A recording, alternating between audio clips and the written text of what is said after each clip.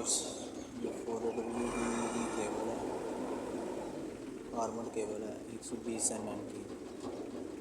इसको हम लोड कर रहे हैं ट्रेन के साथ।